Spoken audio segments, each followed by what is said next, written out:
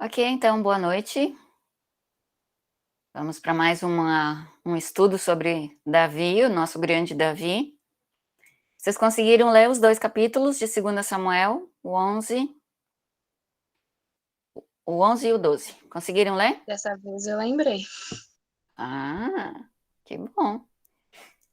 Leram? A gente pode conversar sobre o que está escrito sem ler ou precisamos ler? Laís não conseguiu ler pela cara, né, Laís? Tá bom, eu vou fazer umas Acho bom leituras. a gente ler. Tá, eu vou fazer uma leitura bem rápida, então, comentar um pouco, tá bom?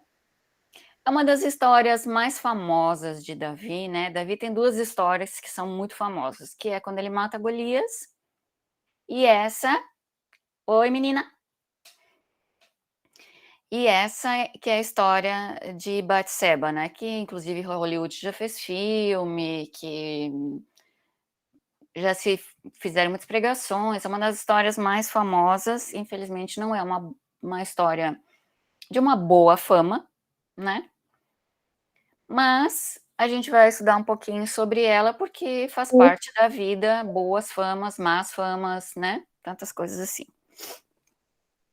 E vamos começar então no capítulo 11, tá? Primeiro versículo, vai falar assim: na primavera, época em que os reis saíam para a guerra, Davi enviou para a batalha Joabe com seus oficiais e todo o exército de Israel. E eles derrotaram os amonitas e cercaram Rabá. Mas Davi permaneceu em Jerusalém. Lembra que eu falei para vocês que se fazia guerra só num período do ano, não se fazia guerra assim contínua, né? Aquela coisa. Então, o período de guerra é a primavera. Tá? Era nessa época que o pessoal fazia guerra. O capítulo anterior está dizendo o motivo da guerra, porque é os amonitas. Na quarta-feira passada a gente viu que ele conquistou leste, oeste, norte, sul, lembra? Os amonitas, eles estão no lado ali leste, um pouquinho para cima de Amon, de Moabe, fica Amon, tá?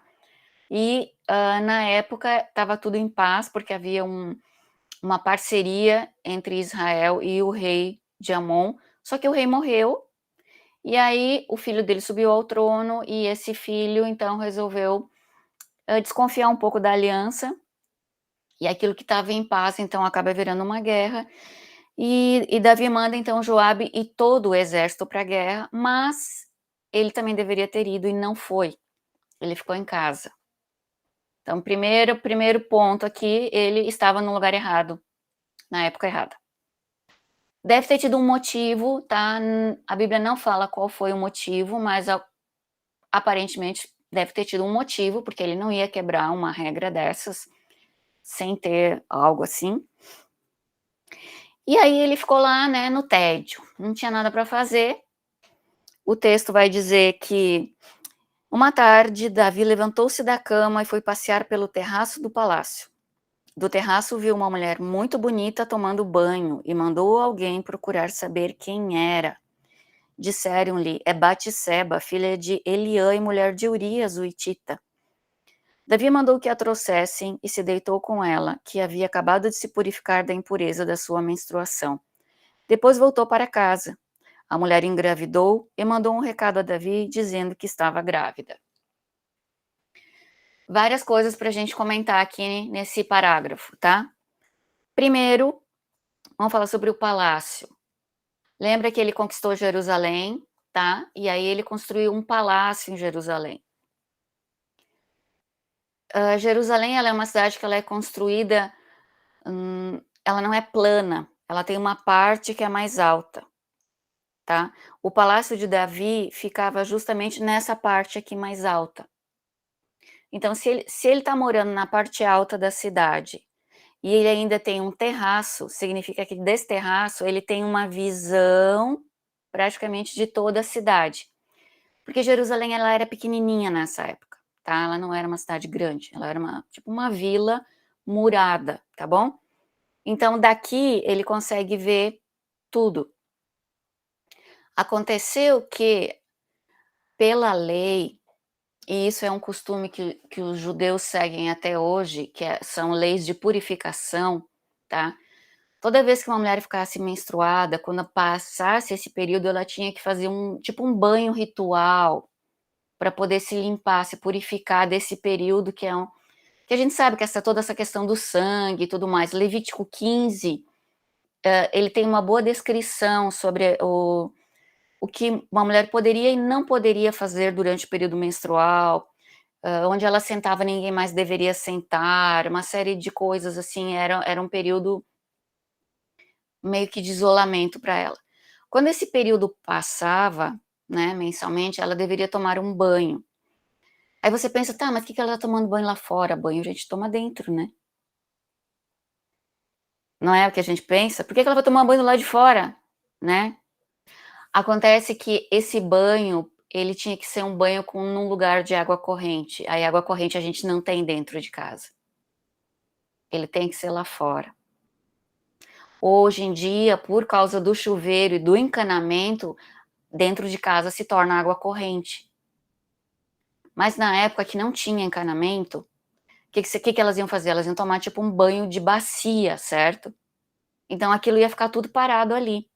Então não purificava, na verdade. A gente que é mulher consegue imaginar como é que ia ficar, né? Tá? Então não era uma coisa que ia purificar, porque aquela água ia estar contaminada, precisava ser uma água corrente. Por isso que ela não pôde tomar banho do lado de dentro.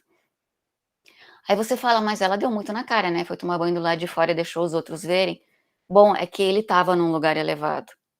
E talvez ela até tivesse feito uma proteção para ninguém ver, só que ele estava acima.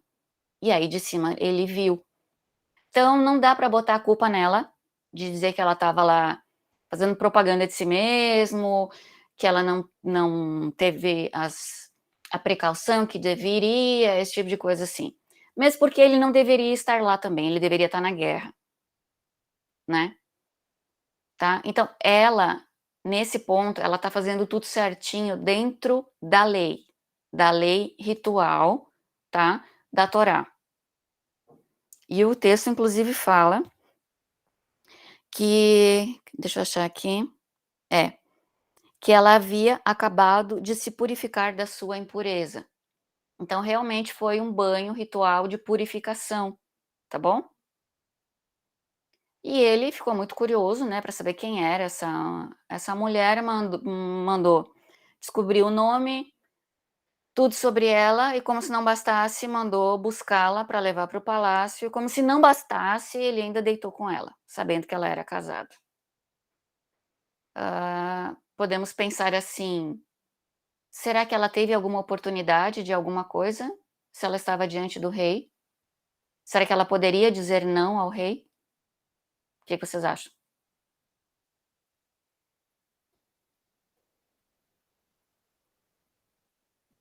Nesse caso eu sempre pensei, sempre que eu li essa história, né, eu sempre pensava assim na situação de Batseba justamente nessa situação, porque não sei, assim, né, uma coisa que você não tem muito controle. Davi mandou chamar, ela tinha que ir, e a Bíblia fala sempre de ele. Ele chamou, ele se deitou, não fala ela se deitou. Então, Uhum, não sei se até não foi uma espécie de abuso, se bem que a Bíblia não fala a respeito disso, mas poderia até ser, né?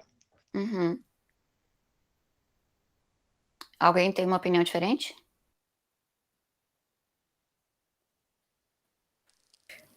Eu acho que talvez Davi tinha uma fama, né? Ele era rei. Aí eu não sei se isso gerava uma influência assim na cabeça das mulheres, assim, de pensar, tipo, ai, Davi. Eu Uhum. não sei, eu imagino assim. Eu não sei. Mais alguém?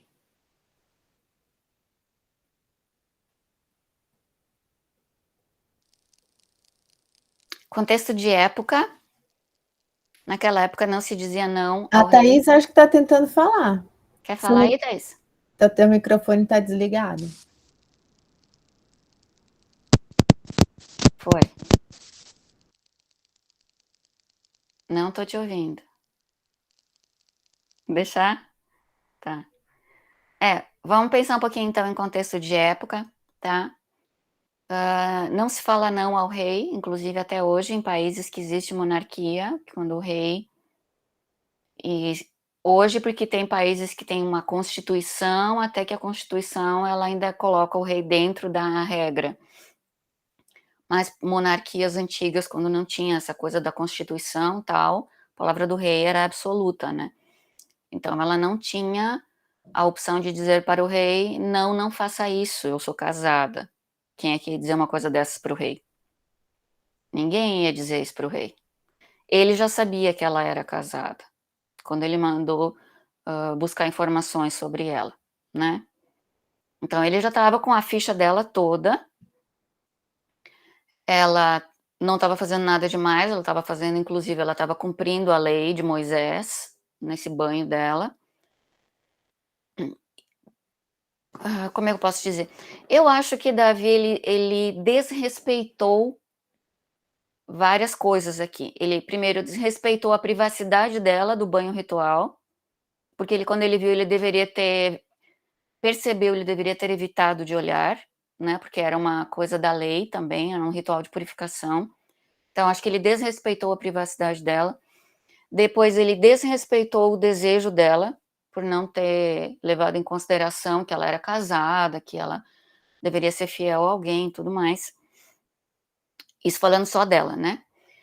Ele mandou ela embora depois também, então não teve consideração nenhuma com ela. Eu tô com ela, depois deixou ela embora, né? Assim, o que é isso? Então, parece que ele desrespeitou e desconsiderou a pessoa dela, né? Por uma coisa muito estranha, que não faz parte da personalidade, do caráter do Davi que a gente viu até agora, né? Fugiu muito daquilo que a gente viu sobre Davi. Davi é o cara que sempre levou Deus a sério, que sempre tentou praticar tudo que está na lei, que buscou ser justo, que nunca tentou fazer um mal para ninguém, que cuidou, inclusive, das palavras que ele falava, uma série de coisas que Davi era muito atento. Não dá para entender o que aconteceu com Davi nesse momento, que ele passou por cima de várias coisas aqui, e são regras da Torá, as quais ele deveria saber muito bem para ser um bom rei, porque não podia ser rei de Israel quem não soubesse também a Torá a ponto de praticar a justiça. E também os judeus até hoje consideram Davi um grande, como é que fala? Uma pessoa que estudou muito a Torá, estudou muito o que eles tinham na época, que era o Pentateuco, né? Então ele sabia muito bem as leis. Ele foi um grande estudioso da Torá, é a fama dele até hoje no meio judaico. E aí ele passou por cima de umas coisas muito importantes assim da Torá que não confere com a personalidade dele, né? E parece que ele não teve nenhum peso de consciência também, né? Porque até a mulher descobrir que ela estava grávida já passou aí 30 dias. E ele, né, de boas, assim, continuou lá na dele e tal, não pensou nos sentimentos dela, porque ele podia ter pensado como essa mulher vai se sentir depois, como ela vai contar para o marido dela que o rei mandou chamá-la e se deitou com ela, uma série de coisas aqui que a gente tem que pensar. Se você estivesse no lugar dela, como seria? Você é casada, você tem marido, você está tentando cumprir a lei religiosa, né, da fé do seu povo. E aí o rei, por um capricho dele, ele manda lá te chamar e ele vai quebrando uma regra atrás da outra, depois ele te manda embora. Só que isso teve uma consequência, ela ficou grávida. Como ela vai contar para o marido dela que está fora, que está na guerra, que quando saiu ela não estava grávida, e quando ele voltar ele vai chegar em casa e vai encontrar ela já com sei lá quantos meses de gravidez. O que ela vai dizer? Como é que ela vai explicar? Ele vai realmente acreditar que foi o rei? Ou ele vai dizer que ela está inventando uma historinha, né? Então, é uma coisa muito complicada que aconteceu aqui, em vários sentidos.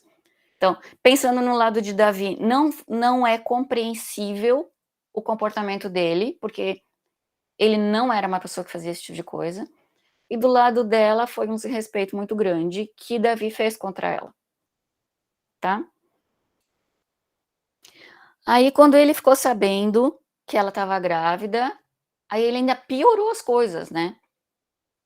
Porque em vez, então, de dizer, não, tudo bem, quando seu marido chegar, eu mesmo conto para ele que o filho é meu, né? Bate no peito, assume que é homem, né?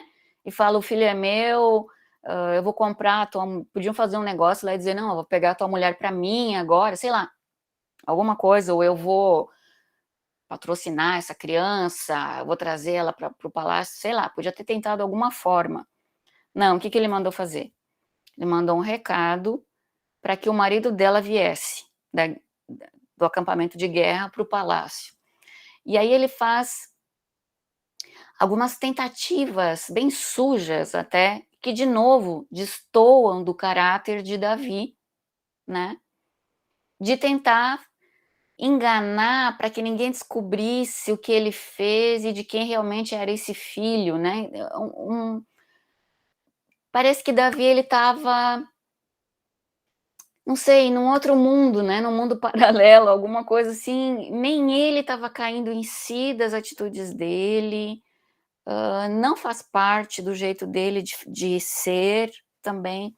Uma coisa que durou muito tempo, porque a gente pode dizer, foi no auge da emoção, mas olha quanto tempo já passou aqui. A mulher já ficou grávida, confirmou a gravidez, ele já mandou buscar o marido dela lá no acampamento, o marido já voltou, quantos dias será que foi isso também? Aí ele chama o marido para perto de si, para saber como as coisas estão lá no acampamento de guerra, como é que está a situação de guerra e tudo mais. Aí ele fica feliz, ele manda o homem para casa, ele fala, não, já que você está aqui, você mora aqui pertinho, né?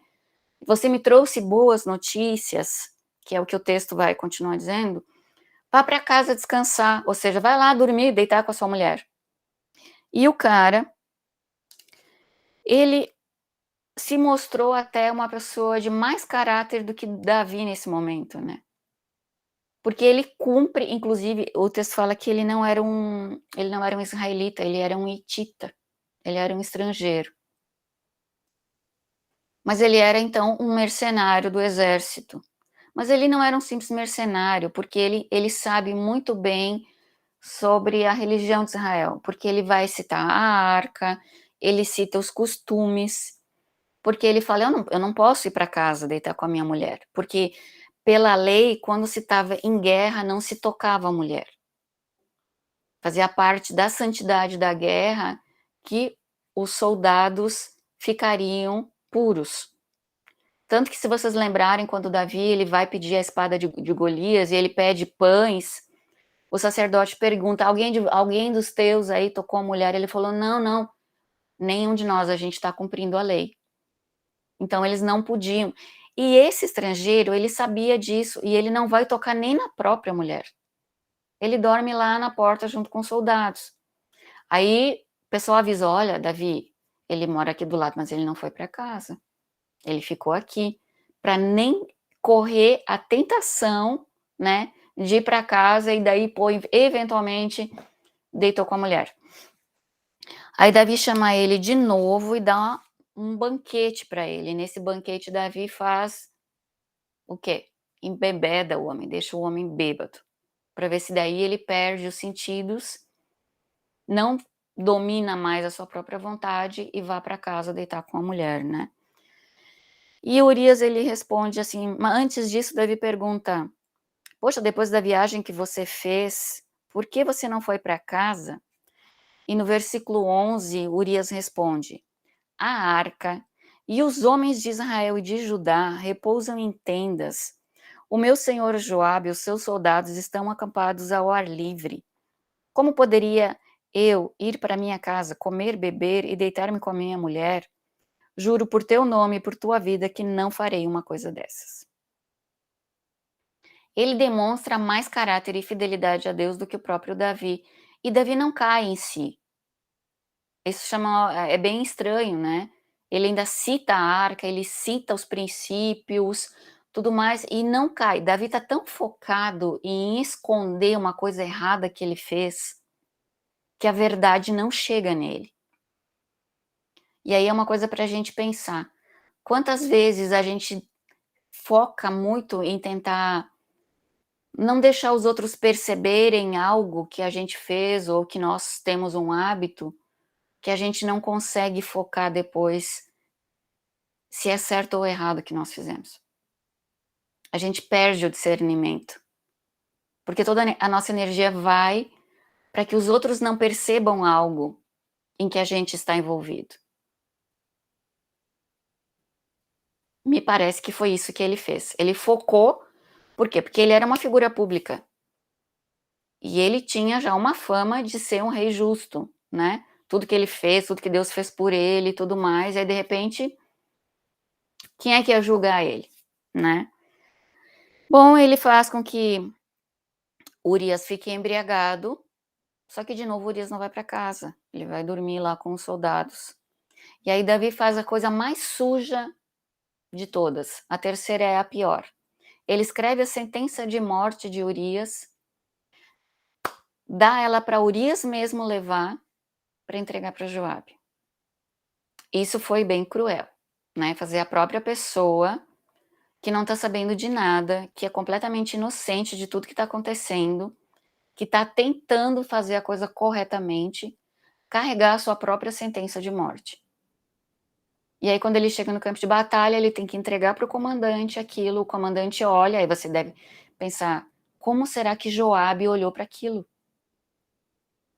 Pode ter passado muita coisa na cabeça de Joabe, do tipo, será que Urias fez alguma coisa para que Davi mandasse matar, né, colocar ele numa situação dessas? Ou será que Davi fez alguma coisa para se livrar agora? Ele está colocando Urias na linha de frente para ser morto. Pode ter passado as duas coisas na cabeça de Joabe. O negócio é que Joabe não tinha opção, ele teve que obedecer à ordem do rei e colocar Urias numa posição em que ele ia ser morto, e aí ele morreu. E é muito chocante esse comportamento de Davi, é muito, muito chocante. Não só o comportamento, mas o tempo que isso tudo dura e ele não cair em si. Eu fiquei pensando, será que ele não orou nenhuma vez durante esse tempo? Será que ele não buscou a Deus nenhuma vez durante esse tempo? Porque é um tempo considerável, né? A gente está falando aqui de mais de um mês. E nada. Bom, ele morre, Joabe manda um mensageiro dizer qual é a situação da guerra, e ele fala, olha, a gente estava na guerra, né, na luta, nós conseguimos ir empurrando os amonitas até eles recuarem para a cidade, e aí quando nós chegamos perto da muralha, aí muitos morreram. E entre eles, então, morreu o teu servo Urias. E Davi, que o normal dele seria ter ficado brabo, né, raivoso, porque eles chegaram muito perto da muralha, e chegar perto da muralha significa matar muita gente, porque daí o pessoal ficava muito exposto. Em vez dele ter ficado assim, irado com a estratégia, ele fala, não, não, tudo bem, a espada não escolhe quem ela mata. Só que para Urias morrer, teve que morrer muitos outros junto. Porque senão, Joabe talvez não tivesse feito aquela estratégia. Ele teria segurado um pouco mais, para que o pessoal não chegasse tão perto, para manter o pessoal vivo. Tá ficando uma bola de neve cada vez mais complicada isso que ele tá fazendo. E aí passou mais um bom tempo, né? E ele não cai em si nunca, ele ainda se autoconsola, fala, não, não, a espada ela não escolhe, ela mata quem tiver na frente. E aí a criança ainda, aí depois disso, né, eles mandam um recado para Batseba, que o marido dela morreu. Aí ela passa o período de luto, que são 7 dias, pela tradição judaica, 7 dias. E Davi manda buscá-la para o palácio. Vocês acham que deu tempo dela assimilar que ela ficou viúva? 7 dias? E você perder a pessoa com quem você casou? Sendo que em Israel, o casamento sempre era feito por consentimento mútuo. Nunca era feito sem que, entre o povo, né? Não era feito um consentimento se um não quisesse. Isso é uma norma judaica até hoje, e eles dizem que sempre foi assim.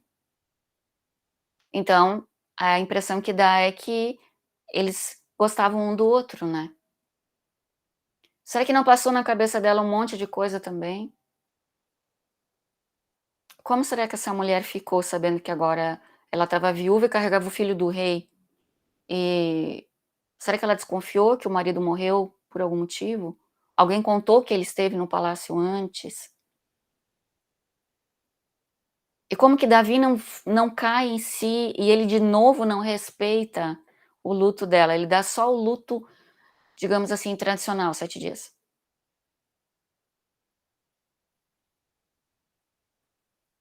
E deu, né. Aí passa todo o período de gravidez, a criança nasce e não cai essa ficha no Davi, né. De jeito nenhum cai essa ficha.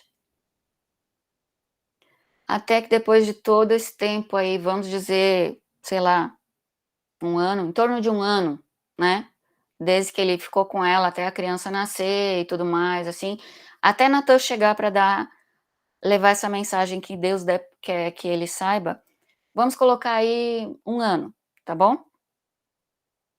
Então tá, 1 ano. Aí o Senhor manda uma mensagem, através do profeta Natan, para Davi. Aí você já pensa, eu fiquei pensando também, como será que Natan ficou nessa situação, tendo que levar um puxão de orelha desse tamanho para o rei dele? Sendo que o rei era o soberano absoluto, né. Aí você vai lá e vai dizer assim: "Olha rei, eu sinto muito, mas você fez uma besteira danada, sinto muito". Como é que você vai dizer isso para o rei? Aí Natan foi muito esperto, porque ele montou uma historinha, porque eu acho que ele conhecia Davi muito bem, e ele sabia como mexer com as emoções de Davi para fazer a consciência acordar, porque é isso que Natan faz. Ele conta a situação de uma forma que ela mexe com as emoções de Davi, porque Davi era uma pessoa que se esforçou sempre para ser justo. E aí ele pegou o ponto fraco, porque ele contou uma história de injustiça, né. E a injustiça ela provoca em qualquer um de nós uma reação forte, não provoca? A injustiça ela provoca indignação, ela provoca uma convulsão de sentimentos, assim, e ele conta uma história assim para Davi. E aí, Davi, ele ouve a história, as emoções dele voltam e ele ainda dá um veredito. Ele faz um julgamento sobre a pessoa, que era o ativo da história, e uma condenação, ele dá um veredito. E o veredito dele não foi muito simples.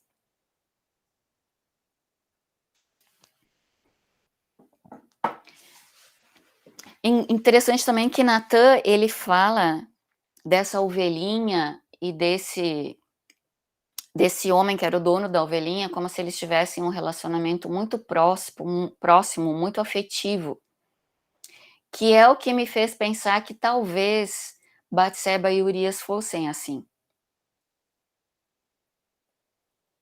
E por isso o desrespeito que Davi teve com o casal foi grande também. Não sei se fez parte da mensagem que Deus deu para Natan ou não, mas daria para dizer que sim, o casal gostava um do outro, o casal se amava, né, se respeitava e tudo mais. E aí Davi, quando ele fica brabo com tudo isso, né, fala no versículo 5 do capítulo 12: "Então Davi encheu-se de ira contra o homem e disse a Natã: Juro pelo nome do Senhor que o homem que fez isso merece a morte. Deverá pagar 4 vezes o preço da cordeira, porquanto agiu sem misericórdia." Tá vendo aqui o veredito? É um veredito complicado, né. O homem merece morrer e e tem que restituir a cordeira 4 vezes. E ele faz esse juramento e como? Em nome do Senhor. Ou seja, não pode ser quebrado.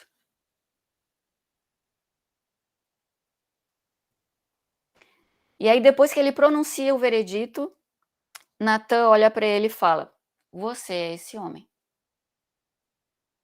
E só então que a ficha caiu no Davi. E foi um processo complicado, né. Para acordar a consciência de Davi, ele teve que fazer todo um trabalho e deixar Davi se autocondenar para só então a consciência de Davi acordar. E daí a gente não vai poder tirar agora o mérito de Davi, apesar da gente não ter entendido nada do porquê, de como ele fez tudo isso, sendo quem ele era. Não faz sentido durante todo o período também que isso aconteceu. Mas, na hora, ele já fala, é verdade. E é justo a condenação. Eu mereço aquilo que eu mesmo me condenei. E aí ele não põe nenhuma justificativa, ele não coloca nenhuma desculpa, ele não para pensar se ele teve algum motivo que levou a ele a fazer aquilo, sabe, para dar como uma forma de, não sei, de repente agora, pensando melhor, é que naquele dia eu estava deprimido, ou não sei, foi o diabo que me tentou, eu não resisti. Sabe essas coisas que a gente costuma ficar pensando no porquê que eu fiz? Ele não pensa no porquê que ele fez, ele só pensa, eu fiz. E realmente sou culpado.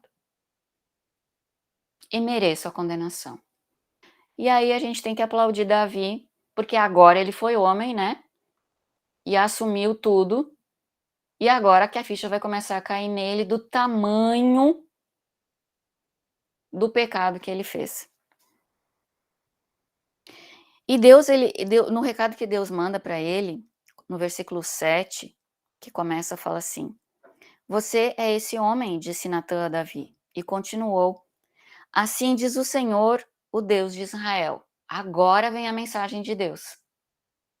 Até agora era Natã fazendo Davi acordar para poder receber a mensagem, porque ele não podia receber a mensagem no estado que ele estava, né? Isso também é interessante. Será que às vezes Deus primeiro precisa nos acordar para a gente entender a mensagem? Porque nós estamos num estado de adormecimento, né? De um torpor, assim, que a gente não está entendendo as coisas. E primeiro, então, a gente precisa que aconteça alguma coisa para que a gente desperte, acorde, a consciência volte, para daí Deus poder falar o que Ele quer. Porque é isso que está acontecendo aqui. E aí Deus fala: eu ungi rei de Israel, o livrei das mãos de Saul, dei-lhe a casa e as mulheres do seu senhor, dei-lhe a nação de Israel e Judá, e se tudo isso não fosse suficiente, eu lhe teria dado mais ainda. Porque você desprezou a palavra do Senhor, fazendo o que ele reprova? Você matou Urias, o hitita, com a espada dos amonitas, ficou com a mulher dele. Por isso a espada nunca se afastará da sua família, pois você me desprezou, tomou a mulher de Urias, o hitita, para ser sua mulher. E aqui nós temos 3 situações muito complicadas para Davi. Primeiro, ele desprezou a Deus. Vocês conseguem entender como, onde, no que ele desprezou a Deus?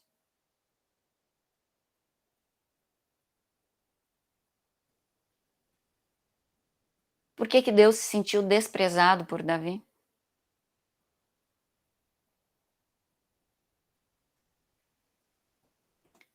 Se vocês têm uma ideia, pode falar, tá? Pode abrir e falar.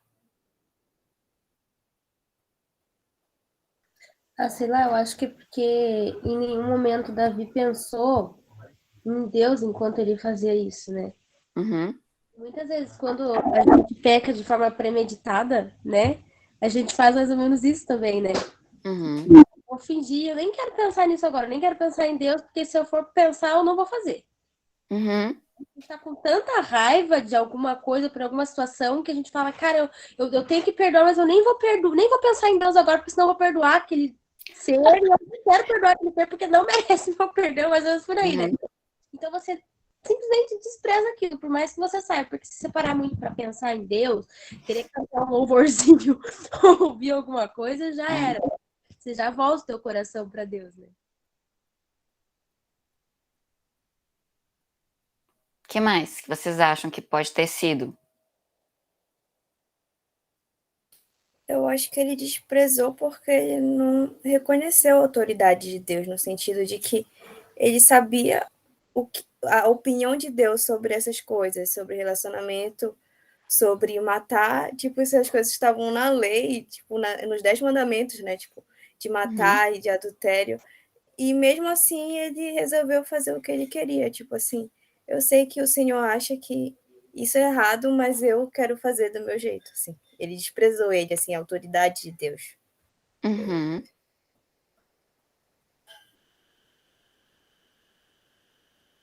Que mais?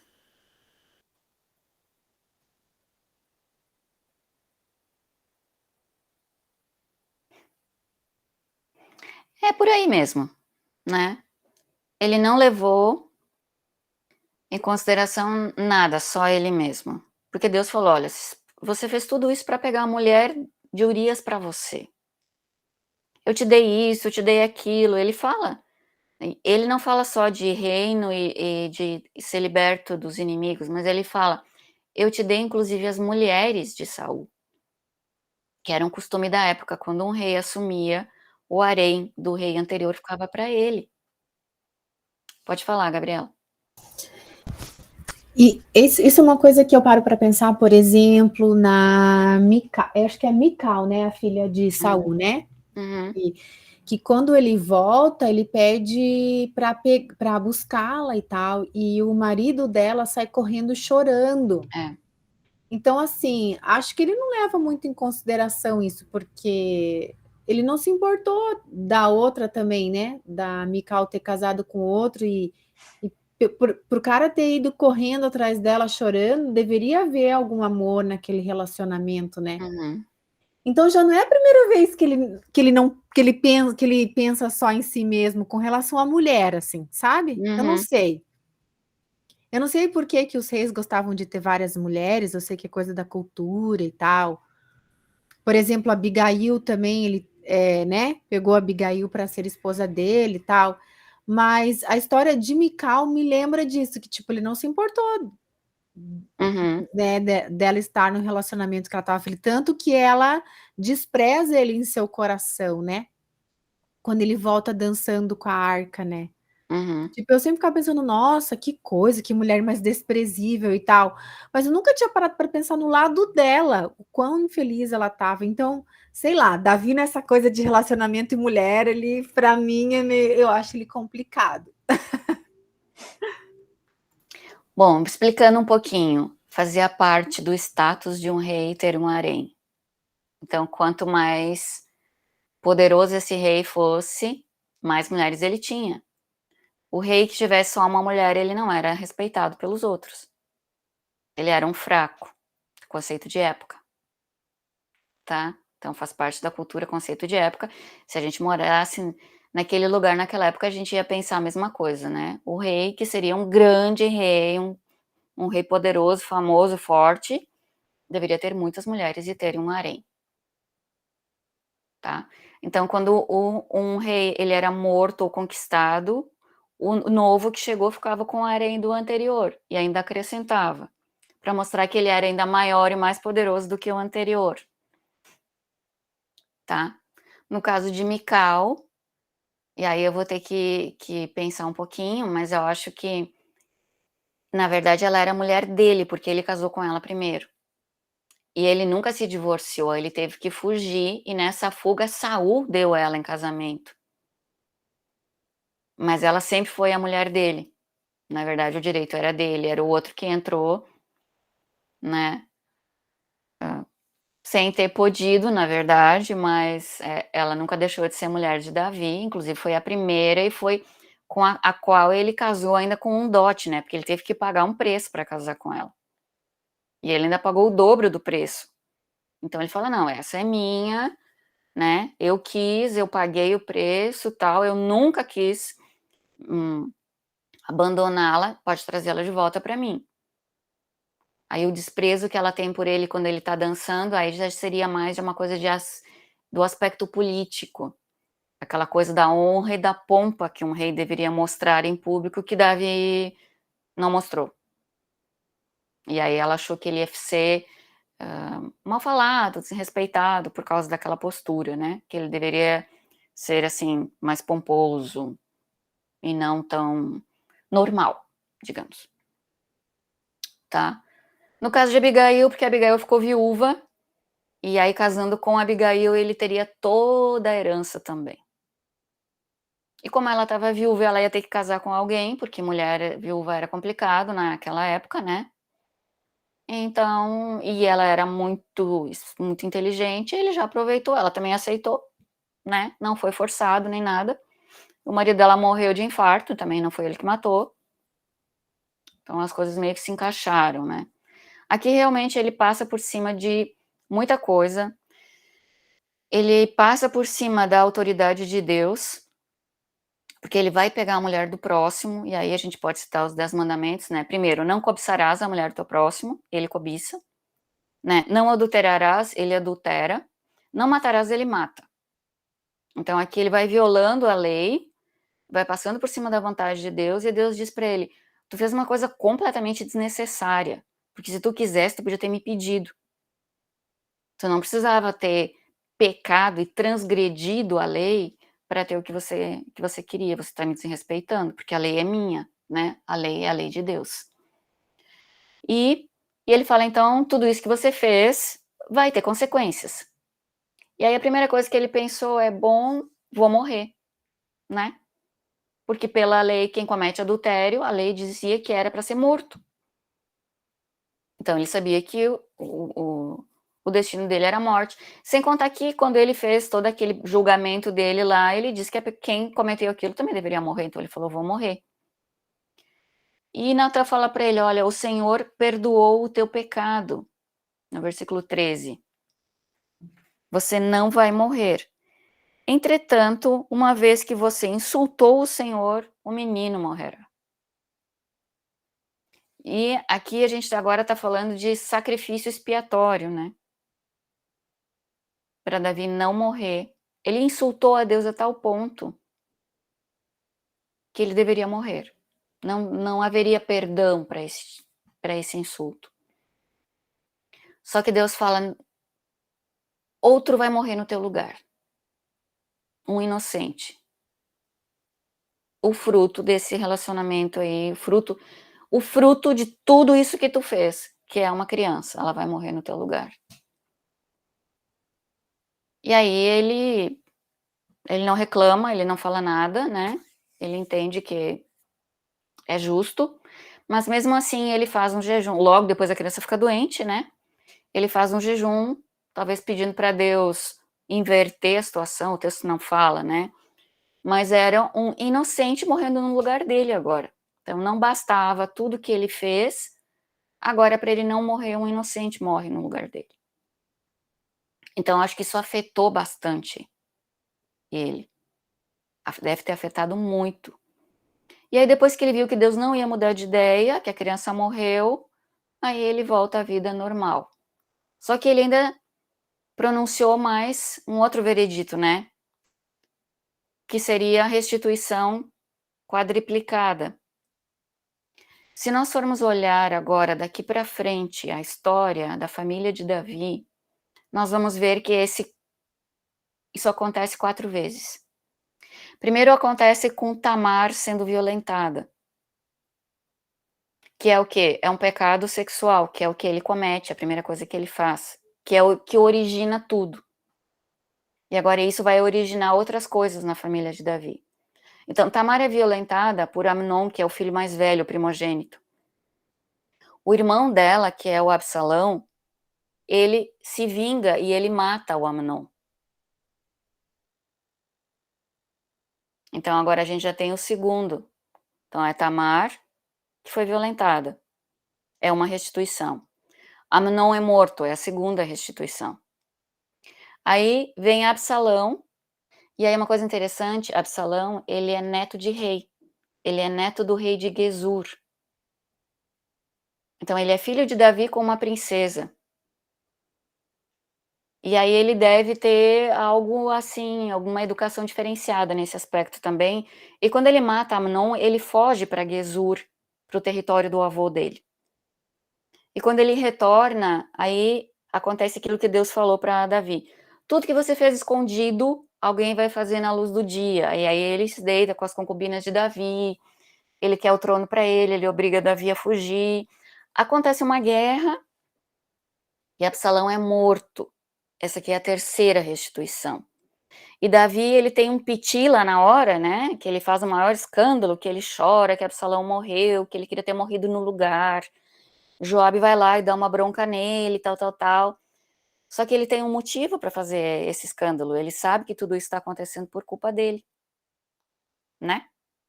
Senão isso não estava acontecendo na família dele. Aí Absalão morre. Aí mais tarde vai entrar Adonias. Aí é uma coisa interessante. Amnon é o primogênito, Absalão é o terceiro filho, e Adonias é o quarto. Então eles estão em ordem. Só tem um no meio, que é o filho da Abigail, que esse é quietinho, não fala nada sobre ele, que é o Quileabe.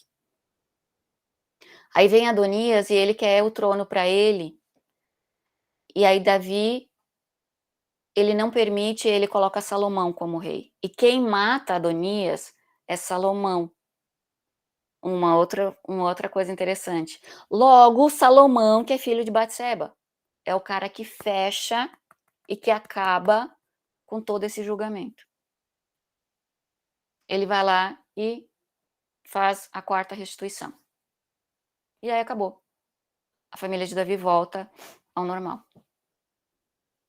Interessante, né? Que acontece tudo enquanto Davi está vivo. E ele não fala nada. E muitas pessoas perguntam por que Davi nunca disse nada para os filhos dele. O que ele ia dizer se ele sabia o motivo do porquê estava acontecendo? Como é que ele vai chamar a atenção de alguma coisa que ele sabe que a culpa é dele? E que não dá para tirar a consequência, né? Se ele tentasse evitar, poderia ser pior, e daí talvez ele estivesse indo contra Deus se ele tentasse evitar. Ele tinha que deixar acontecer. E por isso ele não falou nada para os filhos. E se nós lermos 1 Crônicas 18, que 1 Crônicas 18 é antes dessa história com Batseba, lá está dito que os filhos de Davi estavam sempre com ele, eram os primeiros a estar do lado dele. Ou seja, eram pessoas de honra. Os filhos de Davi eram gente de respeito, que faziam as coisas corretamente. E eles só fazem isso como consequência de tudo isso que Davi fez. E no momento que a quarta restituição aconteceu, acabou, parou, não tem mais nada.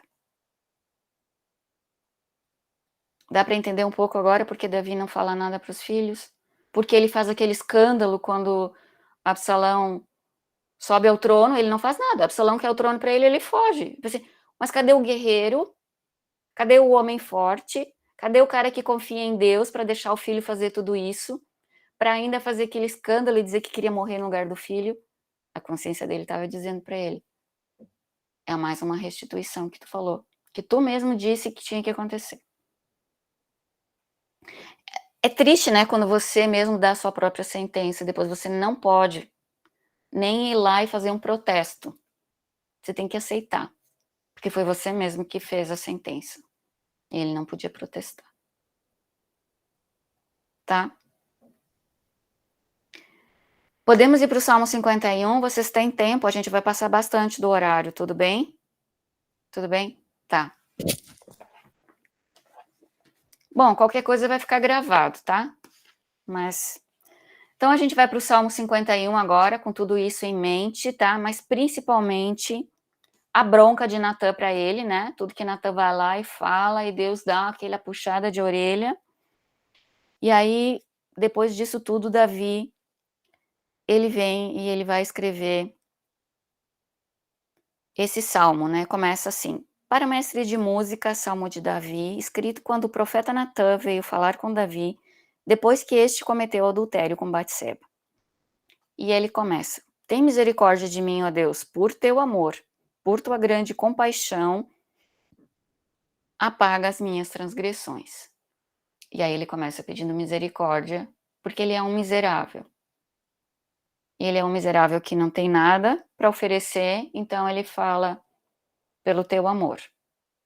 E de novo ele vai dizer algo que Deus tem, não algo que ele tenha, né? Ele está falando, eu sou um miserável que preciso de ti, e por quem tu é, por esse teu amor, tenha compaixão de mim.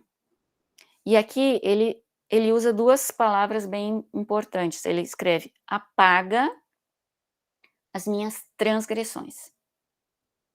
Ele não fala perdoa, ele fala apaga. Não sei quem de vocês fez comigo aquela aula sobre as festas.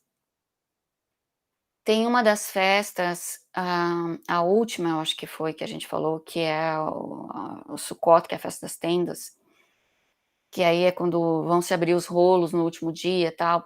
Bom, só para resumir, Apocalipse diz que quando Cristo se manifestar e vai vir o julgamento final, vão ser abertos vários rolos, não só do livro da vida, mas de outros livros. Os judeus acreditavam que tudo que nós fazemos é escrito num rolo desses. O que Davi está pedindo para Deus é que no rolo dele seja apagado isso. Ele está pedindo mais do que perdão. Porque perdoar é quando você não leva em consideração, mas não significa que você esqueceu, né? Você não vai colocar uma culpa ou uma retribuição por aquilo, mas aqui ele está dizendo que apaga. Vai lá no teu livro, Deus, e apaga, porque eu passei do limite, eu sei que está anotado lá, porque transgredir é passar do limite, né? O que ele fez foi além do que ele deveria. E ele está pedindo para Deus aqui uma coisa interessante, que eu nunca pensei, de pedir para Deus apagar algo que eu fiz, né? E ele pede isso. Eu achei fantástico. Por favor, vai lá, apaga, eu não quero isso para mim, não quero essa fama, não quero ser julgado por isso, por favor, apaga, né? E ele fala, lava-me de toda a culpa e purifica-me do meu pecado. E aqui a palavra lava-me,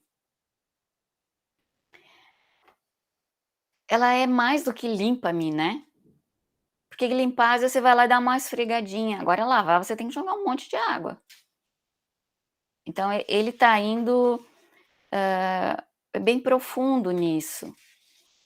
Foi difícil para ele essa parte, mas ele trouxe um conhecimento e um enriquecimento para a vida de muita gente com essa história dele. Quantos de nós será que não podemos chegar para Deus agora, num momento desse, e dizer, Deus, apaga lá a minha transgressão?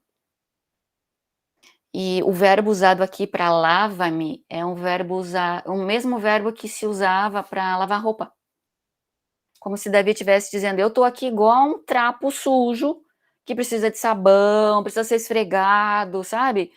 O negócio não tá sujinho, assim, você não coloca na máquina lá, lavagem rápida, né? Você coloca lá naquele programa que leva 3 horas, sabe? Que ele fica lá rodando, trocando a água, botando 2 vezes sabão, sabe? É isso que ele tá dizendo. Eu tô assim, eu tô macaca aqui. Preciso que eu dar uma boa esfregada aqui, para eu poder ficar puro do meu pecado. A coisa impregnou. Ele tá pedindo purificação. Pois eu mesmo reconheço as minhas transgressões e o meu pecado sempre me persegue. Ele admite que ele tem consciência agora. Para quem não teve consciência durante tanto tempo, agora ele tem consciência. E ele fala, eu admito, realmente eu passei dos limites. E aí quando ele fala aqui, ó, o meu pecado sempre me persegue, é como se ele estivesse dizendo assim, olha, parece que o pecado ele se transformou num ser, e onde eu vou ele me acompanha. Sabe, assim, é o fantasminha, né, que fica me perseguindo, para onde que eu vou ele tá lá, como se eu tivesse feito um pacto com ele, ele não vai embora, eu não consigo me livrar disso. O meu pecado está me perseguindo, né. E ele continua, contra ti, só contra ti pequei, e fiz o que tu reprovas, de modo que justa é a tua sentença, e tens razão em condenar-me. Ele sabe que ele pecou contra Deus, porque ele violou várias leis. E ele diz, olha, foi contra ti mesmo, eu reconheço. E olha, tudo que o Senhor me der, eu sou merecedor. A sentença que o Senhor me der, eu sou merecedor. E agora dá para entender por que ele não fala nada quando ele vê os filhos fazerem o que fazem. Embora a gente olhando, parece que aquilo é algo que veio de dentro do filho, né? Não parece que é uma consequência da ação do pai. Parece que é algo assim que faz parte do caráter do filho, só que não foi. Sei que sou pecador desde que nasci. Sim, desde que me concebeu a minha mãe. E aqui parece que agora ele tem consciência de algo nele que antes ele não tinha uma consciência total. Ele talvez não se percebesse assim como alguém tão pecador por ele se esforçar tanto sempre em agradar a Deus.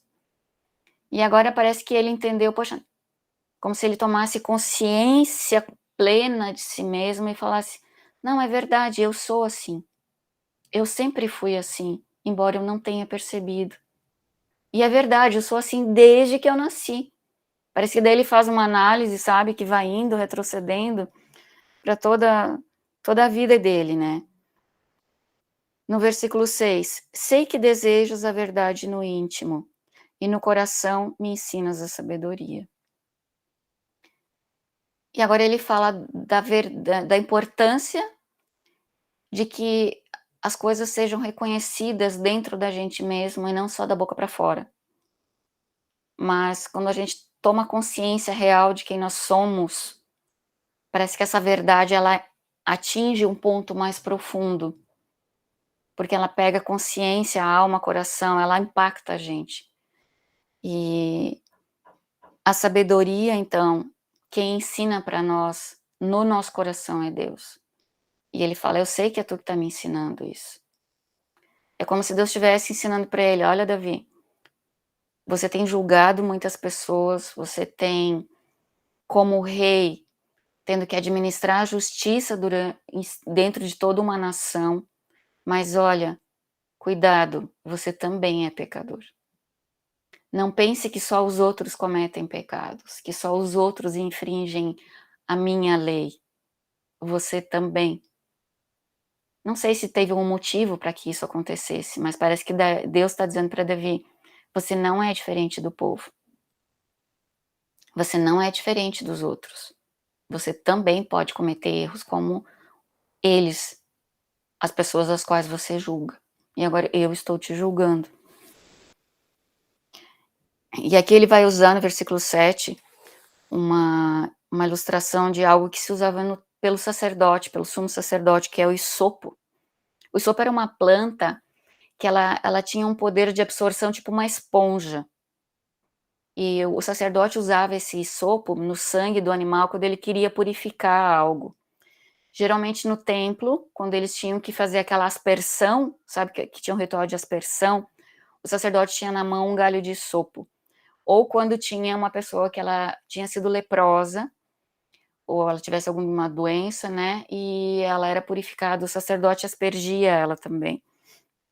E ele fala que purifica-me com isopo, ou seja, eu quero ser purificado completamente, uma coisa, me tornar santo. E eu ficarei puro, lava-me, e mais branco do que a neve serei. Então ele está pedindo, olha, eu quero voltar a ser santo, a ser puro, a ser limpo. Faze-me ouvir de novo júbilo e alegria, e os ossos que esmagaste exultarão. Porque enquanto ele não for puro, enquanto ele não for limpo, ele não vai voltar a ser alegre. A alegria não vai voltar para dentro dele. Porque a sombra do pecado está aqui, a culpa está aqui, ele não tem acesso a Deus como ele tinha antes, porque tudo isso está atrapalhando, né? Ele ainda se sente impuro, ele não consegue chegar diante de Deus, por causa disso o júbilo e a alegria não vão ser parte da vida dele, e ele também não vai poder, na congregação, participar junto com os outros, desfrutar da comunhão e da presença de Deus com júbilo e alegria. E aí ele pede, esconde o rosto dos meus pecados e apaga todas as minhas iniquidades. Ele pede duas coisas, não olha para os meus pecados. Ele fala, esconde o rosto, não olha para os meus pecados. Mas apaga as minhas iniquidades, por favor. Parece que ele tá entendendo que existe uma diferença. Ele está entendendo que transgressão dá para apagar, que iniquidade dá para apagar, mas pecado não. Porque ele não pede para apagar os pecados. Ele pede perdão e pede para esconder o rosto. Como se ele entendesse que para o pecado é insuficiente isso, precisa de algo a mais, do qual ele sozinho não consegue, né?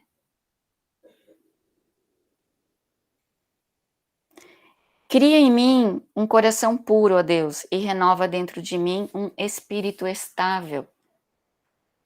Ele entendeu que o coração dele agora foi contaminado, não está mais puro.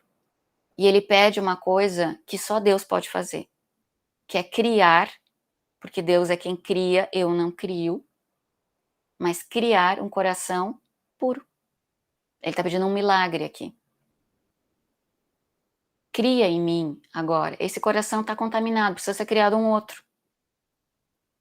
E o meu espírito, ele fala, e renova dentro de mim um espírito estável, porque o meu espírito está abalado. Eu não consigo mais me colocar em pé. Eu estou chocado com isso tudo que eu fiz. Renova o meu espírito. Então ele está falando aqui, ele fala primeiro dos ossos, que é a parte física, ele fala do coração, que é as emoções, e agora ele fala do espírito que está abalado. E ele entende, tipo num 3D quem ele é, e ele pede para Deus agir em todas essas partes da vida dele, para ele poder voltar a ser, né? E não me expulses da tua presença, nem tires de mim o teu Santo Espírito. A preocupação dele aqui.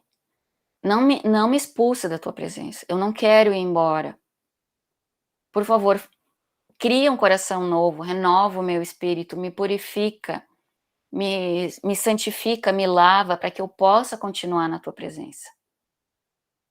E não tira de mim o teu espírito. Aqui talvez ele deva lembrar de como Saul ficou quando Deus tirou o espírito. O tormento que Saul viveu. E aí ele fala, olha, não quero viver isso. Estou disposto a pagar, como é que ele fala aqui? A pagar a sentença, a ser condenado, mas eu não quero fugir da tua presença. A tua presença para mim é muito importante. Devolve-me a alegria da tua salvação e sustenta-me com um espírito pronto a obedecer. Ele quer ficar alegre de novo de ver que Deus salvou ele dessa iniquidade, dessa transgressão, desse pecado, né? E ele fala, olha, eu quero que o meu espírito volte a estar pronto, disposto a te obedecer, porque o que eu fiz foi desobedecer. E eu não quero que isso continue. Eu quero que retorne, o meu espírito retorne a ser como ele era, pronto e disposto para obedecer. Então ensinarei os teus caminhos aos transgressores, para que os pecadores se voltem para ti.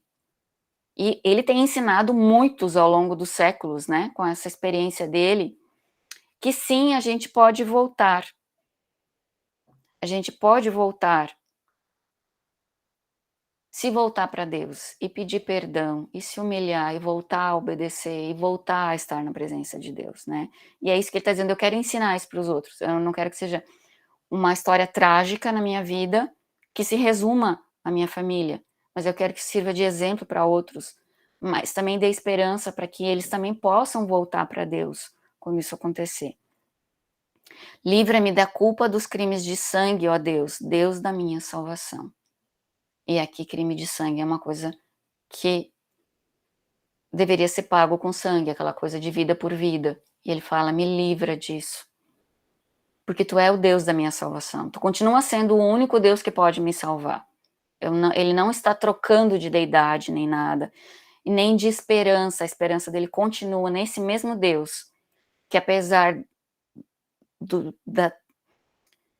de um crime tamanho, ainda pode salvá-lo.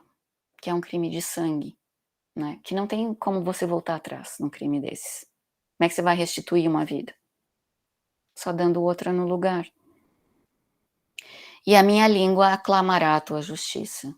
E ele fala, eu vou assim dizer que o Senhor fez é certo, é correto, é justo. Eu sou merecedor de tudo isso que o Senhor vai fazer por mim. Ó Senhor, dá palavras aos meus lábios e a minha boca anunciará o teu louvor. Ele continua, eu quero te louvar. Me dê as palavras corretas para que eu possa te louvar. Porque o que eu estou vivendo agora é muito difícil. Vontade de louvar não vai dar, né? Vai dar vontade de chorar, de lamentar, de bater a cabeça na parede, né? Mas ele está falando, não, eu quero te louvar. Eu quero te louvar porque o Senhor é justo. O que vai acontecer, o que está acontecendo comigo é merecido, faz parte da justiça. O Senhor não está fazendo algo que não é bom para mim. Não te deleitas em sacrifícios, nem te agradas em holocaustos, senão eu os traria. E aqui ele sabe que não tem nada que vai pagar o pecado dele. Ele sabe que nem eu falei, dá para apagar a transgressão, dá para apagar a iniquidade, mas o pecado não dá. Se desse, ele ia oferecer os animais que ele tivesse, e ele tinha muitos. Ele fala, eu sei que isso não é isso que vai te agradar. Os sacrifícios que agradam a Deus são um espírito quebrantado, um coração quebrantado e contrito, ó Deus, não desprezarás. E ele sabe, aqui ele fala, Deus, eu te conheci a ponto de saber que não adianta eu tentar aqui agora justificar o meu pecado, oferecer sacrifícios pelo meu pecado, porque eu sei que o que realmente te agrada é o que vai acontecer dentro de mim. É a mudança, é a transformação dentro de mim. E essa mudança, ela vai começar quando? Quando o espírito for quebrado. Quando o meu espírito estiver quebrado. Não posso só estar triste, não posso só lamentar o que aconteceu, não posso só entender o que aconteceu, mas o meu espírito tem que estar espatifado, quebrado em pedaços, para daí Deus vir, então, e consertar. Para consertar da forma que tem que ser consertado. E o coração também. Além dos sentimentos estarem todos quebrados, ele tem que estar apertado, tem que estar sentindo a dor do que fez. Não pode ser uma coisa só de consciência, de sim, eu sei que eu pequei, eu sei que a lei dizia isso, aquilo, aquele outro, mas só ficou aqui. Ele está falando que tem que vir mais profundo. Que é isso que Deus não despreza. Porque é isso que vai provocar a mudança. Porque se só for aqui, pode ser que eu esqueça depois. Ou que eu não mude, né? Por tua boa vontade, faze Sião prosperar, ergue os muros de Jerusalém. Então te agradarás dos sacrifícios sinceros, das ofertas queimadas e dos holocaustos, e novilhos serão oferecidos sobre o teu altar. E agora ele começa a pensar no povo dele, porque ele sabia que quando alguém que está na liderança peca, os liderados sofrem junto as consequências, né? E aqui ele está dizendo, Deus, o pecado foi meu, não foi do povo. Cuida do povo, por tua boa vontade. Faze Sião prosperar. Ele fala, olha, não retira a tua bênção, porque se Deus retirasse a bênção, não ia vir chuva, por exemplo, aí não tem prosperidade. Se viesse doença, praga, não ia ter prosperidade, né? E ergue os muros de Jerusalém, porque ele está temendo o quê? Que Deus mande agora uma guerra, um inimigo. Então ele está falando, ergue os muros, protege. Não deixe o povo sofrer com aquilo que eu fiz. Então te agradarás dos sacrifícios sinceros. Depois que o espírito está quebrantado, que o coração está quebrantado, está contrito, tal, que Deus percebeu que dentro de nós, dentro da pessoa, há sim uma disposição para a mudança, então dá para oferecer um sacrifício, porque daí é um sacrifício sincero. Não é para cumprir tabela, não é uma simples obediência de lei, mas é uma coisa pura, uma coisa sincera. E aqui ele vai falar de sacrifícios e de holocaustos. E tem uma diferença entre sacrifício e entre holocausto. O holocausto era aquele que era queimado completamente, do qual ninguém participava. O holocausto sempre era feito pelo pecado, Então o animal ele era queimado até virar cinza. O sacrifício é aquele que ele era oferecido pela pessoa porque ela queria ter comunhão com Deus. Então ele está falando das duas coisas aqui. Ele está falando de oferecer a Deus algo que perdoasse, né, dentro da lei da época, mas também queria que a comunhão continuasse, a comunhão com Deus continuasse. E tudo isso diante de Deus, e aí ele está dizendo, eu quero, Senhor, que tudo isso aconteça na tua presença, diante do teu altar. Que a gente possa chegar diante do Senhor como povo também, purificado e ter comunhão contigo. E aí ele tem a preocupação de um rei também, né? Ele se preocupou com o povo dele. E ele não pede nada pela família, porque ele já entendeu que o veredito de Deus vai cair na família, e ele fala, é justo. Eu estraguei a família de alguém. A minha vai pagar. Né? E ele não fala nada contra isso. E esse salmo tem ajudado muitas pessoas ao longo dos séculos. E ainda vai ajudar muitas outras. Então, apesar de ter sido uma história da vida particular de Davi muito triste, muito incompreensível, muito dolorosa, da qual ele pagou um preço muito, muito alto, é uma história que dá esperança para muitos, né, que passam ou que cometeram coisas que às vezes pensam que não tem perdão, que não tem volta e que Deus não vai aceitar. Mas Deus diz, pode vir, desde que você esteja disposto, né, que o seu coração, que o seu espírito também esteja disposto a deixar eu agir, a mexer, a trabalhar, a purificar, a lavar, a tudo que precisa ser feito, que não é um processo também gostoso, né? Ter o cascão esfregado lá não é gostoso, né? Incomoda, dói. Mas o resultado é bom. E eu acho que é isso que Davi tá tentando mostrar, porque ele começa falando de purificação, de lavar, tal, que é um processo dolorido, mas ele termina dizendo, o resultado é bom, gente, nós vamos voltar a ter comunhão com Deus, nós vamos voltar a estar diante do altar dele, oferecendo sacrifícios e holocaustos. Então, deixe ser-se escovado, né, esfregado, limpado, quebrado, colado de volta. Depois a gente vai poder ter a alegria de novo de estar na presença dele. Vale a pena.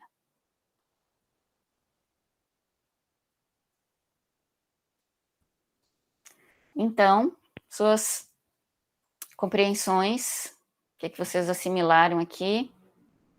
Ou alguma coisa que eu não falei que alguém gostaria de complementar? Abram seus microfones, por favor.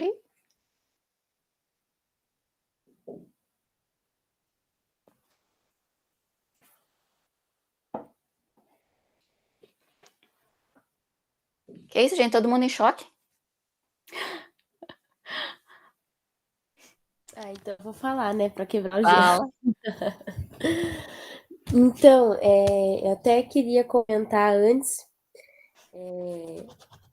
que eu acho, realmente, como você falou, né, meio incompreensível a atitude de Davi antes, né? Mas eu acho interessante porque o pecado, ele é de pouquinho em pouquinho, né? Você não é do dia para noite, hoje você está assim, né, assim, muito preocupado com o que Deus pensa, super assim na presença de Deus, e amanhã você decide adulterar e depois matar e tá tudo certo, e aquilo nem te causa um espanto, porque como você mesmo falou, né, foi ali em torno de 1 ano, Uhum. na real, e em nenhum momento passou na cabeça dele que o que ele estava fazendo era errado. E eu nunca tinha parado para pensar em quantas outras pessoas tiveram que morrer junto com o marido lá da Betseba, né? Eu nunca tinha analisado isso. Quantas pessoas pagaram por isso ali? Então, na realidade, se fosse, né, para pagar 4 vezes mais, realmente, de tanto de pessoas que devem ter morrido que a gente não tem consciência, meu Deus, né? Então, Deus ainda foi misericordioso com Uhum. E outra coisa que eu fico pensando é, coitadinha da Batseba, né? Porque ela teve que pagar tudo isso junto. Então, ela sofreu aquele abuso, porque depois quando o Natan, ele vem, o profeta Natan traz para ele aquilo e ele coloca daquela forma tão bonita, como uma parábola ali mesmo, né? E coloca daquela forma o quanto que aquela novilha era amada e cuidada, então a gente começa a perceber, meu Deus, como ela era amada por esse marido, como ela era cuidada por ele, né? Então, ela deve ter sentido muito a morte dele e pensar que depois de 7 dias ela já foi levada para lá e depois teve que sofrer a morte do próprio filho, então ela perdeu o marido, perdeu o filho. E que dor essa mulher não sentiu, né? E aí a gente começa a entender, porque eu sempre me perguntei assim, por que que Deus escolheu o filho de Batseba para ser o sucessor de Davi? Gente, ela adulterou, né? Junto com ele. Aham. É estranho. O primeiro ele mata, o segundo ele faz rei. E o mais sábio de todos. E hoje eu entendo que foi talvez em honra a ela mesmo, né? Porque ela não tinha nada a ver com isso. Mas como ela teve que passar por tudo isso, a gente não vê. Não, provavelmente ela deve ter questionado a Deus, não sei, mas a gente não vê nenhuma menção dela assim, né? Ela simplesmente aceitou. Então Deus, eu vejo que assim, honrou ela também nesse sentido, né? Eu estava lendo para frente, dando uma olhada, né? Quando Salomão nasce, Deus manda Natã levar uma mensagem para Davi. Só que não fala qual é a mensagem. Mas isso é interessante, não é? Salomão nasceu e Natã aparece de novo com uma mensagem de Deus. E aí depois lá para frente, quando Adonias, ele mesmo se auto-intitula rei, Natã entra em cena de novo. E ele vai lá procurar Batseba. Ele diz, Batseba, tu não tá sabendo das notícias? Não ficou sabendo aí que Adonias se declarou rei, convidou todos os seus irmãos, menos Salomão? Não acha estranho? Tem alguma coisa acontecendo aqui? Tu não lembra de um juramento que Davi te fez? E aí ela vai lá, procura Davi com a maior humildade, se prostra na presença dele, como se ela fosse uma súdita qualquer. E ela fala, rei, o senhor lembra do juramento que o senhor me fez de que o meu filho seria rei? E aí Davi fala, sim, eu lembro e o seu filho vai ser rei. E aí ele manda coroar Salomão rei. Então tem alguma coisa aqui que a gente não tá sabendo, mas que envolve Natã também, né? Sei lá, talvez Deus já mandou essa notícia quando Salomão nasceu, dizendo, olha, esse daí vai ser o futuro rei. E aí ele faz um juramento para ela, não sei, tô aqui imaginando, né? Mas tem alguma coisa relacionada entre Deus, Natã e Salomão e Batseba aqui, do qual Davi vai ter que ser o executor. Já que ele que foi o cara que começou com toda essa história, ele vai ter que executar ela até o final. E, bom, ele executa ela até o final e ele coloca Salomão no trono. Mas, continuando aqui na tua ideia, Gabi, ele tirou ela de um casamento que provavelmente ela era muito amada, muito querida, para ela ir morar num palácio como alguém de um harém, que ele mandava procurar de vez em quando. E que quando ela queria conversar com ele, que era o marido dela, ela tinha que se prostrar. Então, triste também, né? Na nossa cabeça hoje. Não sei como foi na cabeça da época. Mas, de qualquer forma, eu acho que deve ter mexido muito com os sentimentos dela, né? A forma diferente de ser tratada. O povo fala mal dela até hoje, coitada, né? Põe ela como a grande vilã, como se ela tivesse sido, assim, a sedutora de Davi. Não, e eu já ouvi pregações, e tenho certeza que vocês também, né? Dos pastores falando, o que que ela estava fazendo se banhando lá? Ela estava procurando seduzir Davi, né? Quantas vezes a gente já não ouviu isso? É porque a gente não tem uma compreensão total, principalmente da parte das leis, né? É o que geralmente que as pessoas menos sabem, porque é uma parte bem chata de estudar.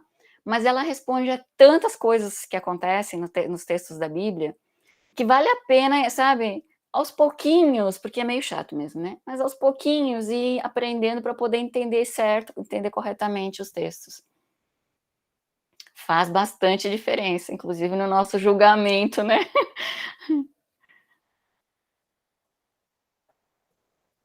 Mas eu também, depois que eu comecei a fazer isso tudo aqui, eu também tive uma percepção diferente dela, né? Pensei, poxa, ela também foi uma vítima.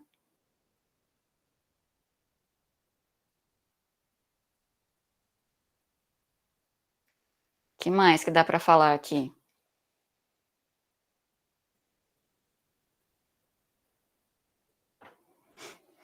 Eu escrevo um monte de coisa no papel, depois eu não leio o papel, tá? Aí às vezes eu dou uma folhada para ver se eu esqueci alguma coisa que era para ter falado.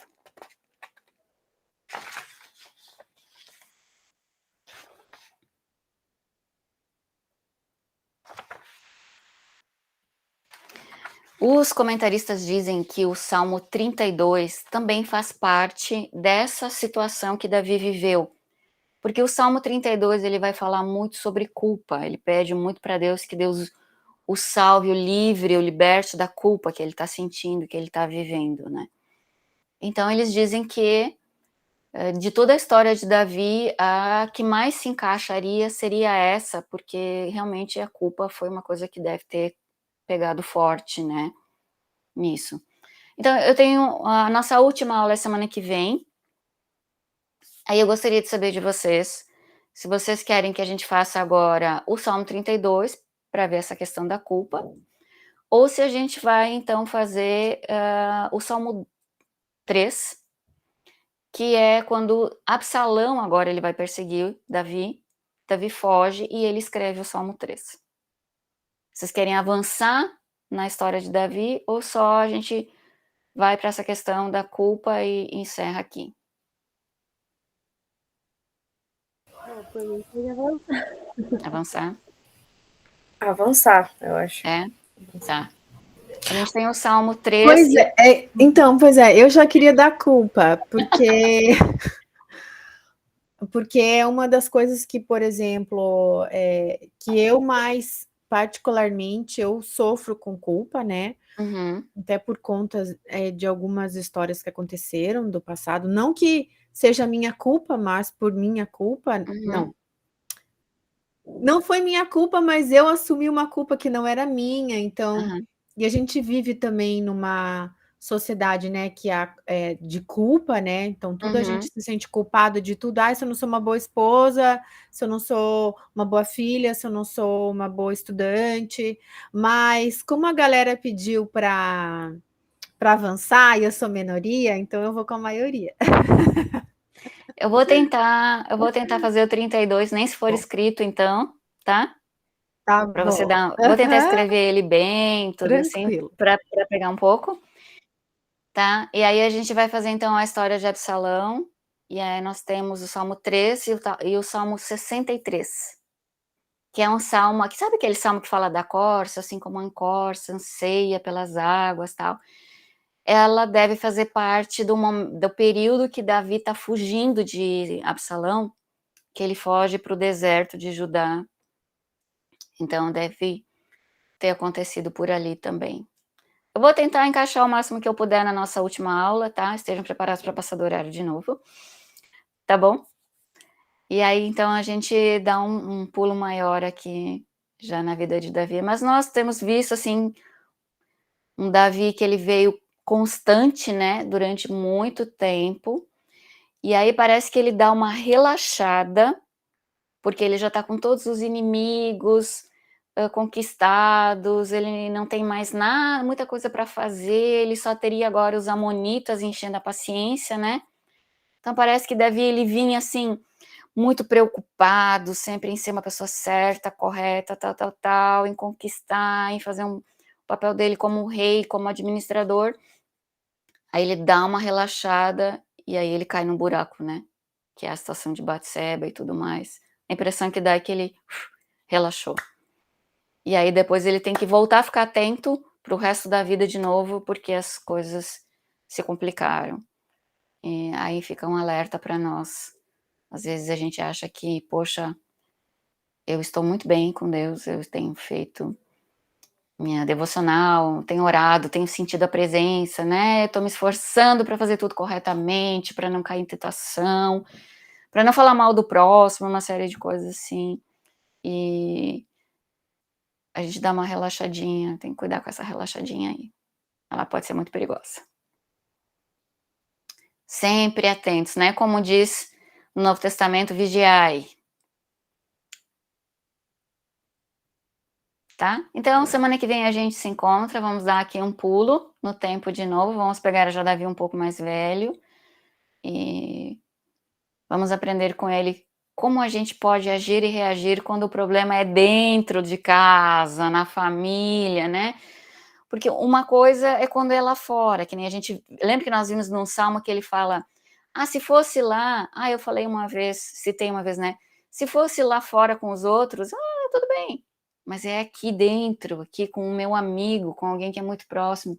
Isso é mais difícil, isso me atinge de outra forma. É mais complicado, é um pouco incompreensível também, né? Então, até agora, tudo que acontecia com o Davi era lá fora. A família dele estava bem. Mas agora ele provocou, ele mesmo provoca um desastre dentro da própria casa dele. Então, vamos ver como ele vai agir e reagir, né? Um pouco a gente já viu, mas... Tá bom? Vou tentar fazer o 32 também, e aí eu mando, tá? Então, gente, obrigado, boa noite, até semana que vem. Beijo.